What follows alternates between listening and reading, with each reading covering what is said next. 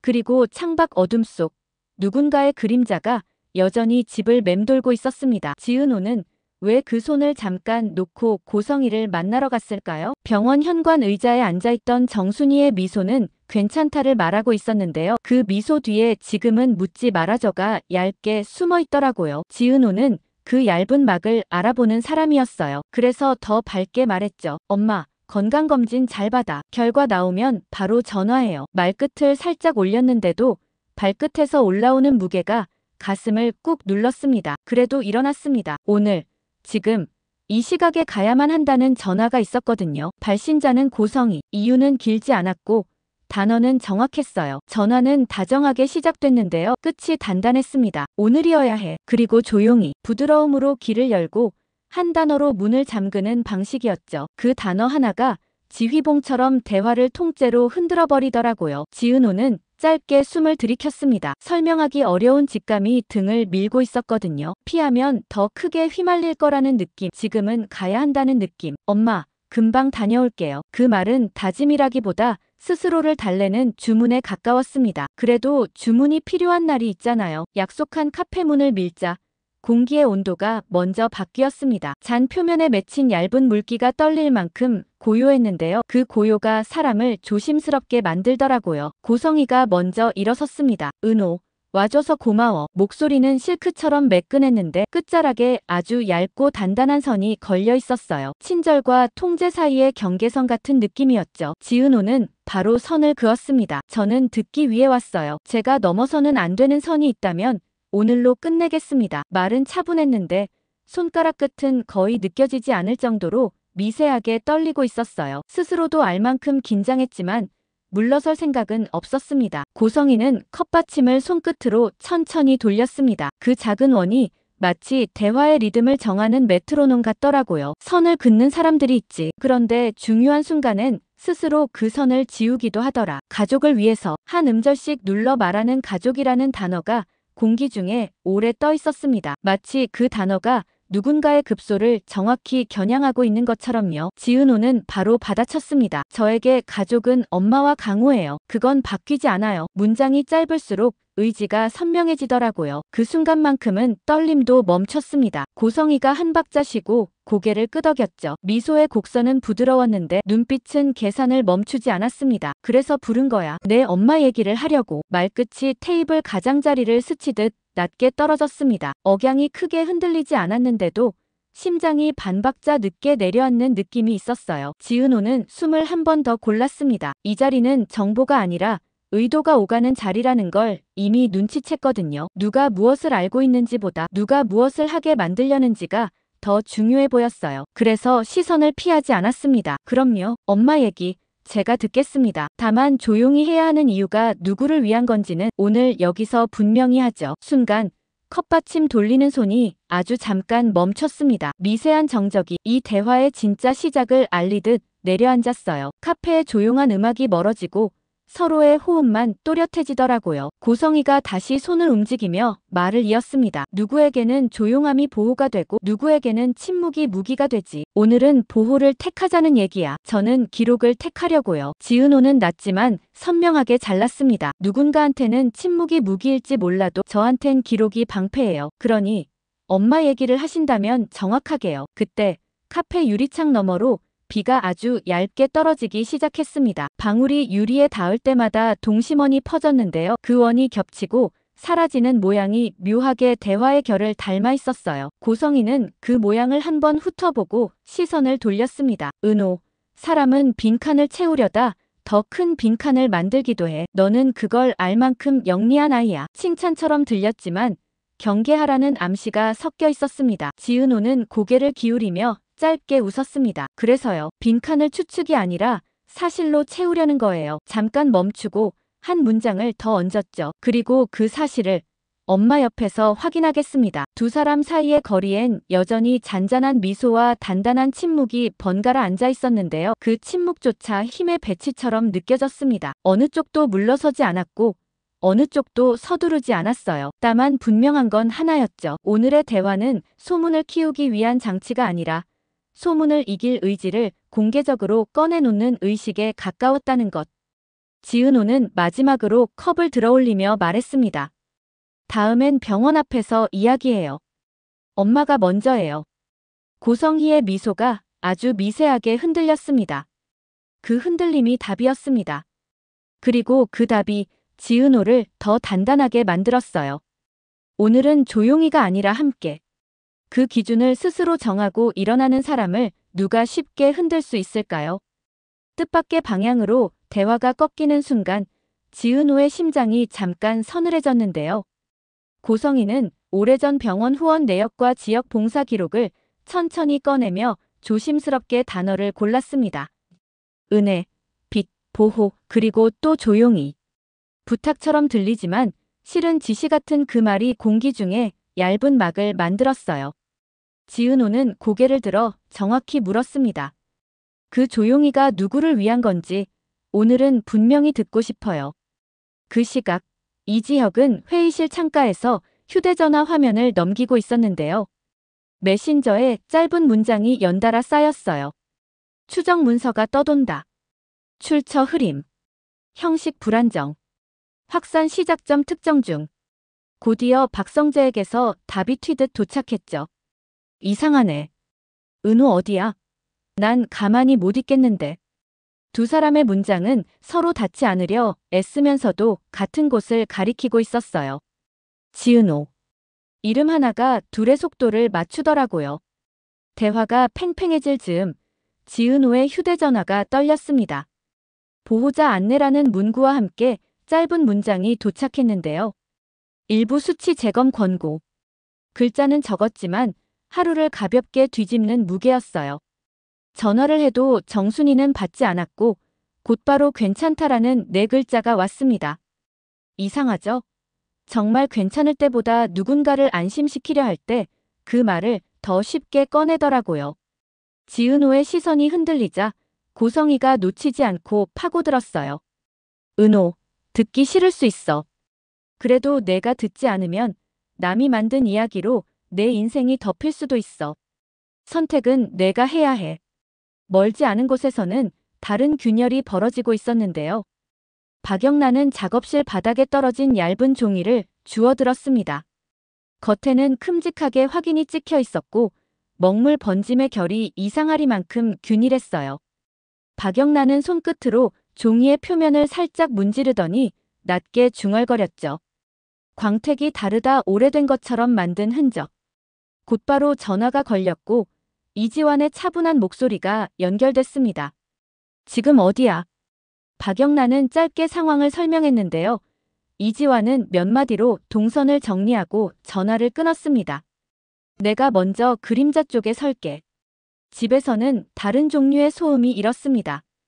지강호가 휴대폰 화면을 흔들며 다급하게 말했어요. 누나, 여기 댓글 좀 봐. 진짜 같아 보여. 지은호는 화면을 한번 훑어보고 곧바로 닫았습니다. 강호야, 사람을 찌르려고 만든 문장이야. 사실처럼 보이게 만든 장난. 말은 단단했지만 마음속에는 서늘한 기운이 줄곧 머물렀어요. 장난이 반복되면 사실보다 더 독해지는 순간이 오거든요. 저녁 무렵 지은호는 결심을 바꿨습니다. 피하지 말고 묻자. 그래서 다시 고성희를 찾아갔어요. 오늘은 제 질문만 하겠습니다. 고성희는 고개를 끄덕이며 기다렸죠. 저에게 접근한 이유, 저를 가족이라고 부르는 이유, 그리고 엄마 이야기를 꺼낸 이유. 셋 중 하나만이라도 분명히 해주세요. 잠시 침묵이 길어졌고 고성희는 창밖을 스치듯 보다가 담담히 답했어요. 사람은 자기 생의 빈칸을 채우려 무리할 때가 있어. 어떤 사람은 진실로 채우고 어떤 사람은 침묵으로 감싸. 나는 침묵을 택했지. 모두에게 이로운 때가 있거든. 지은호는 놓치지 않고 되물었습니다. 그 모두에 제 엄마도 포함되나요? 짧은 미소가 아주 미세하게 흔들렸고 그 흔들림이 대답의 절반을 말해주더라고요. 그리고 마지막에 또 하나의 단어가 매달렸죠. 조용히. 한편 집에서는 밤이 유난히 길게 흘러가고 있었습니다. 부엌 식탁 위 머그잔에서 피어오르던 김이 서서히 옅어지면서 방 안의 공기도 같이 식어가는 듯 했어요. 하지만 완전히 차가워지진 않았습니다. 누군가 한마디 툭 내뱉을 때마다 그 말이 다시 온도를 올려놓았거든요. 사람 따라다니는 건 장난이 아니다. 짧지만 묵직한 문장이 방안을 울렸습니다. 대답 대신 고개가 무겁게 끄덕여졌죠. 잠시 후 다른 목소리가 이어졌습니다. 장난이 길어지면 죄가 된다. 두 번째 문장은 첫 번째보다 날카로웠습니다. 식탁에 놓인 찻잔이 아주 미세하게 떨리는 것 같았어요. 오늘은 모든 말이 모서리를 분명히 드러내는 날이었죠. 웃음이나 농담으로 덮을 수 있는 말들이 아니었어요. 각자의 방에서 다른 숨을 쉬고 있었지만 그 결심의 방향은 묘하게 같았습니다. 누군가는 지켜야 한다는 생각으로, 또 누군가는 밝혀야 한다는 다짐으로 서로 다른 길을 걷고 있는 듯 보였지만 결국 같은 끝을 향해 가고 있었던 겁니다. 그때 집안의 고요를 깨뜨리듯 초인종이 울렸습니다. 동시에 책상 위에 던져놓았던 휴대전화가 진동하기 시작했죠. 화면에는 비공개라는 두 글자만 또렷하게 떠올라 있었습니다. 마치 낮부터 이어진 불청객이 밤까지도 집안에 발을 들이밀겠다는 듯 집요했죠.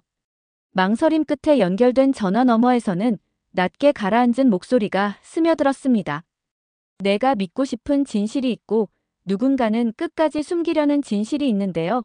지금 고르지 않으면 누가 대신 골라줄까요? 말끝은 친절한 듯 부드러웠지만 그 속에는 조급한 협박이 들어있었습니다.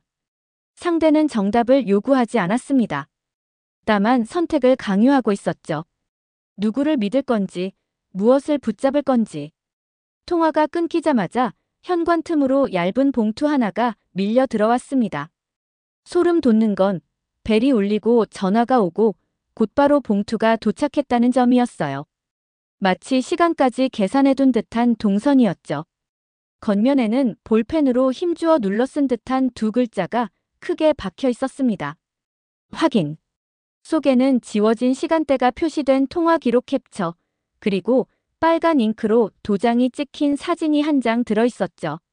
선명한 글자는 단 하나였습니다. 불일치. 하지만 무엇이 누구와 불일치한다는 건지는 흐릿하게 뭉개져 있었습니다. 이름도 숫자도 일부러 지운 듯 보였죠. 그 애매함이 더 잔인했습니다. 보는 이의 상상력을 끝없이 부추겼고 그 상상은 곧 확신처럼 자리를 잡아갔으니까요. 혹시 엄마 이름이 거기에 있었던 건 아닐까? 그 기록이 나와 관련된 건 아닐까? 보는 사람마다 다르게 해석할 수 있도록 일부러 설계된 흔적 같았습니다.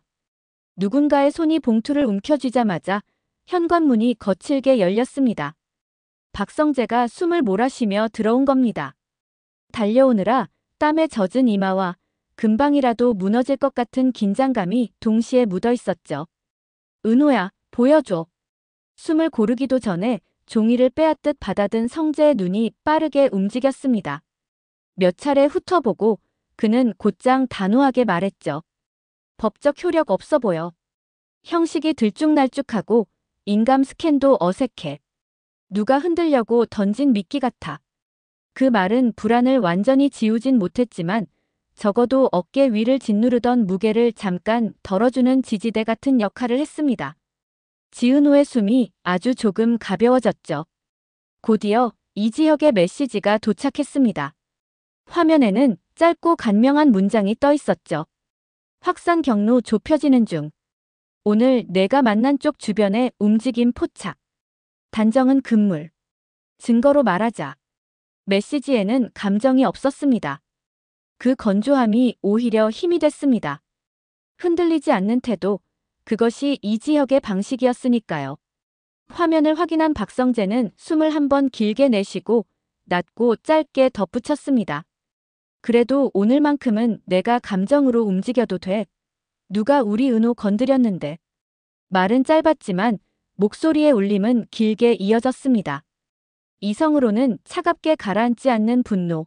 그것이 성재의 몸 안에서 격렬하게 부딪히고 있었습니다. 지은호는 그런 성재를 똑바로 바라보다가 묘하게 안도와 불안을 동시에 느꼈습니다. 누군가 자신을 그렇게까지 지켜주려 한다는 사실이 든든하면서도 동시에 그 감정이 언제 폭발할지 모른다는 불안이 그림자처럼 따라붙었으니까요. 방 안의 공기는 무겁게 내려앉았지만 동시에 이상하게 뜨거웠습니다. 애매함이 불러낸 잔인한 확신과 그것을 막아내려는 단단한 결심이 한자리에 공존하고 있었죠. 그 밤은 그렇게 서로 다른 온도의 심장 박동이 같은 리듬으로 겹쳐 울리고 있었습니다. 밤이 깊어가자 지은호는 휴대전화를 무음으로 바꾸고 천천히 숨을 골랐습니다. 진동이 울릴 때마다 가슴이 덜컥 내려앉았는데 더는 그 떨림에 휘둘리고 싶지 않았거든요. 작은 버튼 하나를 눌렀을 뿐인데 마치 하루 종일 자신을 흔들던 소음이 잠시 멎는 것 같았습니다. 그때 입 밖으로 나온 말이 있었습니다. 오늘은 조용히가 아니라 함께로 할게요. 그 말은 의식적으로 한 다짐이었지만 동시에 무너져가던 마음을 다시 붙잡아주는 끈이기도 했습니다. 스스로의 입술에서 나온 단어가 곧 스스로의 울타리가 된 셈이었죠. 병원으로 향하는 길, 복도의 긴 그림자 끝에 먼저 서 있던 건 이지혁이었습니다. 차분한 얼굴, 흔들림 없는 시선. 멀리서 보기만 해도 지은호의 숨이 조금 고르게 내려앉는 기분이었죠. 뒤이어 들려오는 발소리는 박성재였습니다. 조금 거칠고 성급했지만 그만큼 마음이 앞서는 발걸음이었습니다. 두 사람은 말이 많지 않았습니다. 오히려 그 침묵이 더 든든하게 느껴졌습니다. 침묵 속에서도 서로의 자리가 분명했으니까요. 은호야, 오늘은 버티자. 내일 아침엔 기록이 우리 편이 될 수도 있어. 이지혁이 낮게 말했을 때 박성재가 바로 이어받았습니다. 필요한 소음은 내가 낼게. 넌 엄마 옆에만 있어. 두 사람의 말은 성격만큼이나 달랐지만 그 순간만큼은 모서리 없이 포개졌습니다. 이성의 무게와 감정의 불길이 묘하게 맞닿으면서 지은호의 어깨 위에서 서로 다른 온도가 하나의 힘으로 얹히는 것 같았죠. 그때 복도 끝에서 또다시 비공개라는 글자가 떠오르며 전화가 울렸습니다. 낮부터 수차례 이어진 낯선 진동, 하지만 이번엔 달랐습니다. 지은호는 잠시 멈춰 섰다가 숨을 깊게 고르고 천천히 손을 내려놓았습니다. 받지 않는 선택이 오히려 자신을 지키는 길이라는 걸 알았거든요. 주머니 속에서 여전히 떨리는 휴대전화를 그대로 둔 채 아주 작게 속삭였습니다. 엄마, 건강검진 잘 받아. 그 말은 어제와 똑같은 문장이었지만 어제보다 훨씬 단단했습니다. 이상하게도 단순한 네 글자가 암호처럼 느껴졌습니다. 누군가는 침묵을 열쇠로 쓰고 누군가는 기록을 열쇠로 쓰는데 지은호는 오늘 기록을 고르기로 한 겁니다. 느리더라도 오래가는 길, 그 길을 택하기로요. 잠시 뒤 박영나에게서 사진이 도착했습니다. 화면에 비친 것은 도장이 찍힌 문서의 일부였는데요. 곧 이어진 짧은 문장에 눈길이 멈췄습니다. 도장 먹은 결이 가짜예요. 오래된 문서처럼 보이게 일부러 만든 흔적. 글자 하나하나가 떨리는 손끝처럼 보였습니다. 지은호는 그 사진을 오래 바라보다가 고개를 들어 숨을 고르려 했습니다. 그때 바로 이어 이지환의 메시지가 도착했죠. 뒤를 밟던 그림자 하나, 동선 차단. 단호한 문장이 화면에 찍히는 순간 느슨하던 조각들이 아주 조금 가까워지는 느낌이 들었습니다. 단정하긴 이르지만 적어도 이제 맨손은 아니라는 안도가 가슴속 깊은 곳에 스며들었죠. 흩어져 있던 불안이 하나의 줄기를 따라 움직이는 기분이었습니다. 곧 문이 열리고 복도의 공기가 바뀌었습니다. 낯익은 발걸음, 그리고 천천히 고개를 든 정순이가 검사실 문 앞에서 잠시 멈춰 섰습니다. 잠깐의 망설임이 길게 이어진 뒤 조용한 목소리가 흘러나왔습니다. 은호야, 미안하다. 오늘 너를 붙잡았어야 했는데.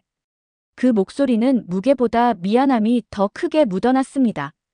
엄마로서 붙잡고 싶었지만 결국은 딸을 홀로 내보낸 그 순간을 후회하는 고백이었죠.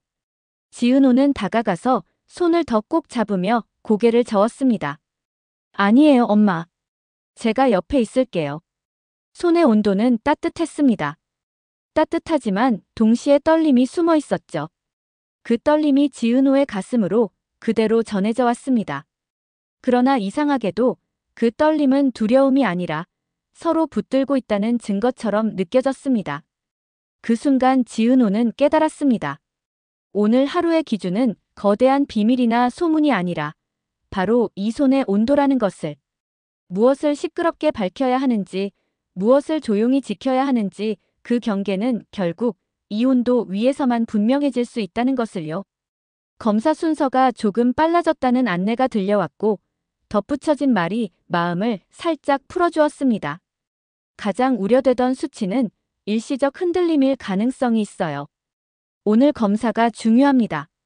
지은호는 그 말을 듣는 순간 오늘의 핵심이 거대한 폭로가 아니라 함께 걸어 들어가는 한 걸음이라는 걸 분명히 알게 됐어요. 소문보다 손을 먼저 붙잡자는 결심이 더 단단해졌습니다. 남겨둔 문제들은 분명히 있었습니다. 누가 확인이라는 두 글자를 반복해서 밀어넣는지, 불일치라는 붉은 도장을 왜 흘리고 다니는지, 그리고 고성이가 말한 모두라는 말 속에 정확히 누가 들어있는지 다음 장에서 다뤄야 할 과제들인데요. 일부러 여지를 남겨두려 했어요. 한 번에 풀면 금세 잊히고 조금씩 풀면 오래 기억되더라고요. 복도 의자에 앉아 숨을 고르던 지은호는 마음속에 조용히 문장 하나를 적었습니다. 나는 남이 만든 이야기의 주인공이 아니라 내가 고른 이야기의 증인이 되겠습니다. 그 문장을 다 쓰고 나서 아주 작게 웃었어요. 무너질 만큼 무거웠던 하루가 이상하게도 한 칸 내려앉는 느낌이었거든요. 그때 또다시 휴대전화가 진동했습니다. 이번에도 비공개. 지은호는 화면을 한번 보고 조용히 주머니에 넣었어요. 받지 않는 선택도 기록의 일부가 되더라고요. 그리고 천천히 자리에서 일어나 말했죠. 엄마, 건강검진 잘 받아. 대답은 짧았고 눈빛은 단단했어요. 뒤에서 이지혁이 고개를 끄덕였고 박성재가 끝나면 같이 밥 먹자라고 툭 던졌어요. 별것 아닌 말이었는데 오늘 같은 날엔 이상하게 오래가는 약속이 됐습니다. 문이 닫히고 복도의 공기가 다시 고요해졌는데요. 조용한 고요 속에도 흐름은 있더라고요. 누군가는 여전히 조용히를 강요하겠죠. 누군가는 여전히 문서를 만들어 흔들겠죠. 하지만 오늘 지은호는 함께와 기록적으로 몸을 기울였고 그 선택이 다음 장의 방향을 이미 조금 바꿔놓았어요. 이름들이 서로의 자리에서 어긋나지 않도록, 관계들이 제 선을 지키도록, 말들이 증거로 변하도록 그렇게 천천히, 그러나 확실하게. 오늘은 여기까지. 내일은 기록이 우리 편이 되도록 한 걸음 더. 아침 공기는 맑았는데요. 맑음이 꼭 평화를 뜻하는 건 아니었습니다.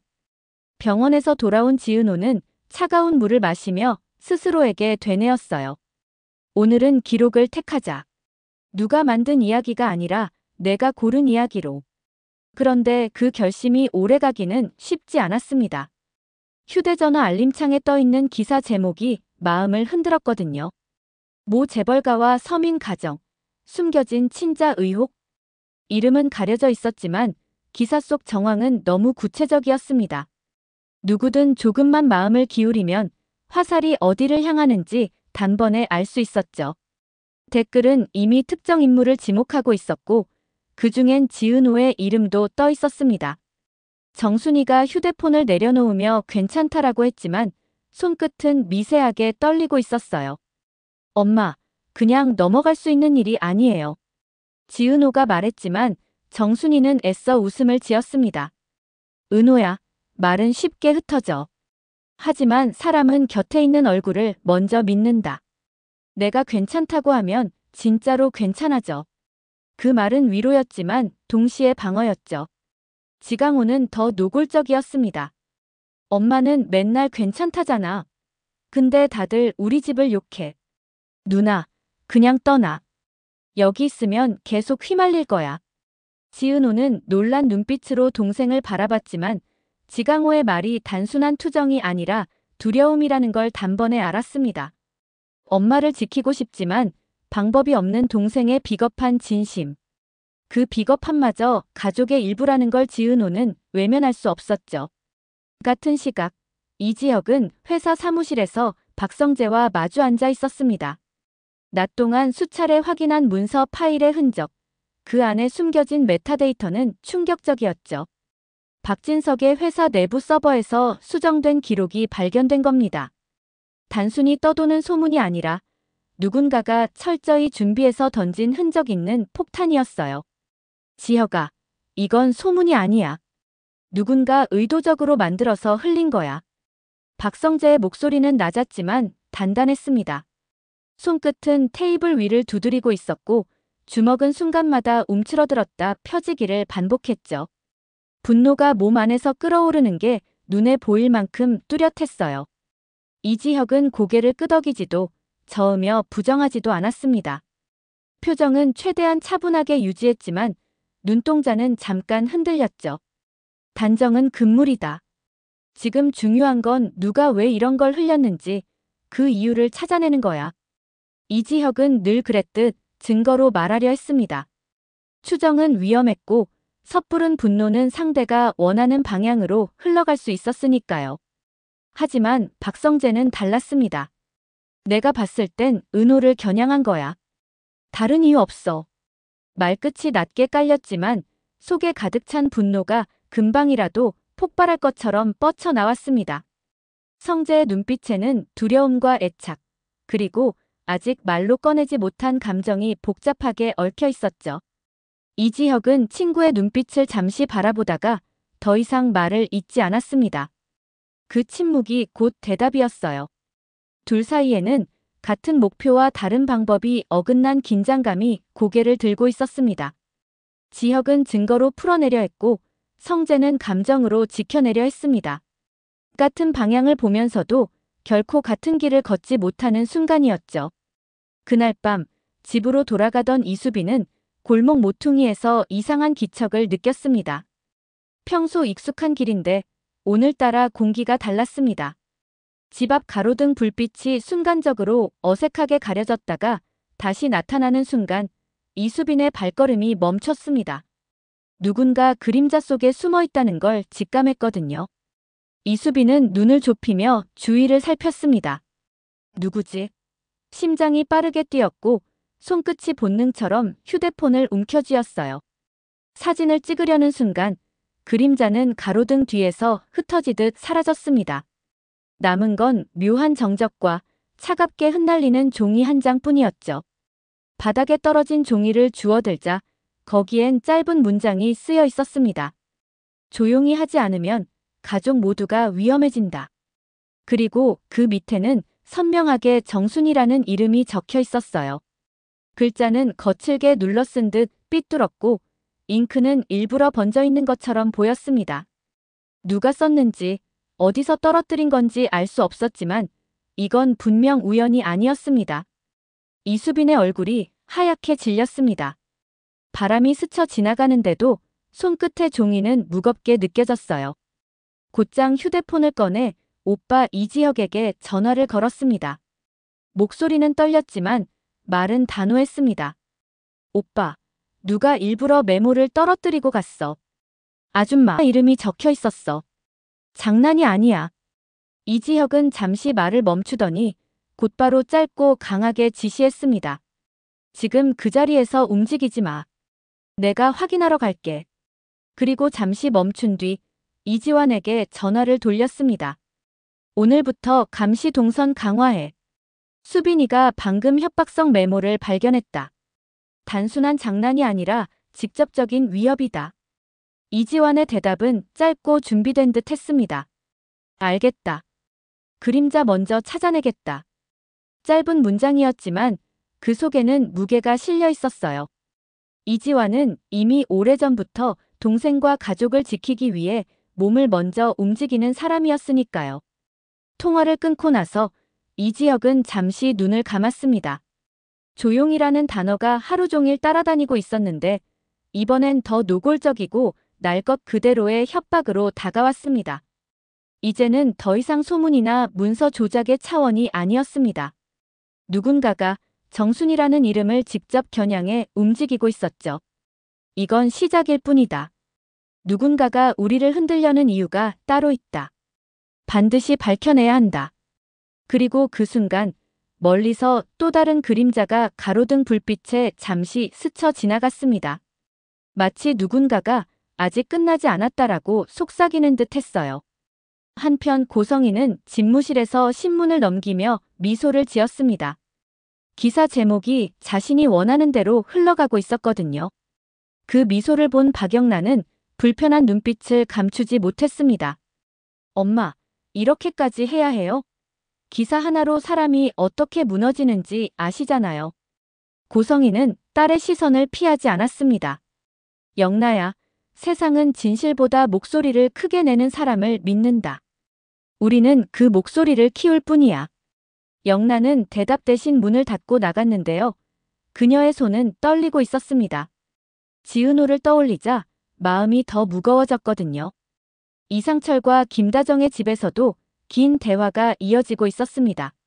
조옥래는 손주의 표정을 보며 마음의 날씨를 읽는 사람이었는데 오늘은 표정이 무겁게 내려앉아 있었어요. 지혁아, 은호랑 성재랑 얽히는 일이 심상치 않다. 괜히 휘말리지 말아야지. 이상철이 말하자 김다정은 조용히 차를 따르며 덧붙였습니다. 하지만 지혁이는 원래 그런 아이예요. 누가 힘들면 그냥 못 지나치잖아요. 이수빈은 대화에 끼어들어 씩 웃으며 말했죠. 엄마 아빠, 오빠처럼 된다고 걱정하는 거예요? 걱정 마세요. 저는 돈 많은 남자 만나서 그냥 편하게 살 거예요. 그 말에 가족들은 잠시 웃었지만 웃음 뒤에 여전히 무거운 공기가 남아 있었습니다.